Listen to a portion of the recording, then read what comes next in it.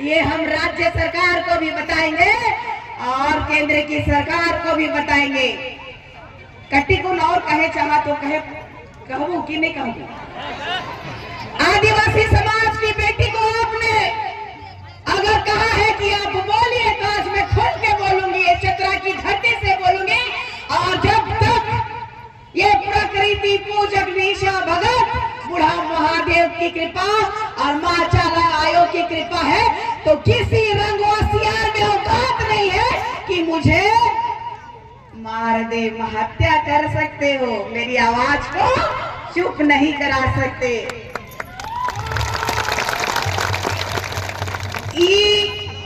कुड़मी समुदाय कर जे जेल के कर लीडर है, जे डुमरी कर विधायक है जयराम महतो, नाम सुन हा, नाम सुन हा। तो एगो कहानी जो सच्ची कहानी है वो बता था।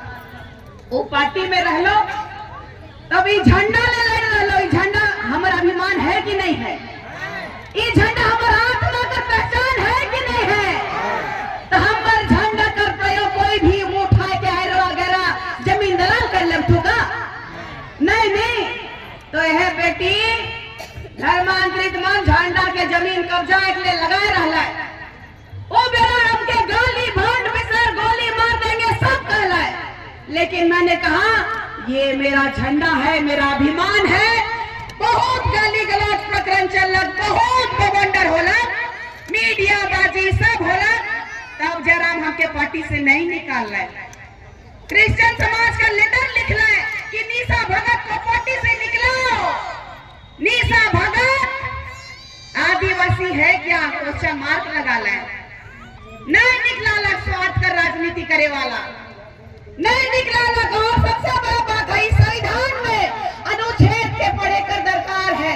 इज्जत थोड़े थोड़े पढ़ ले है नहीं, मन आज तक हमरे मन के गुमराह करे कर काम कर ले। आज भी बाबा कार्तिक उरांव जी का नाम जानते हैं कि नहीं जानते हैं? जानते हैं कि नहीं जानते हैं? बाबा पंखराज जी को जब जब आदिवासी अस्मिता की बात होती है, राजनीतिक उपेक्षा की बात होती है और धर्मांतरण की जब जब बात होती है तब बाबा कार्तिक उरांव जी को याद किया जाता है कि नहीं? एक सच्चाई बताना चाहती हूँ मैं आप सबको। अभी बहन ने बोला कि 1961 में हमारा आदिवासी कॉलम हटा दिया गया।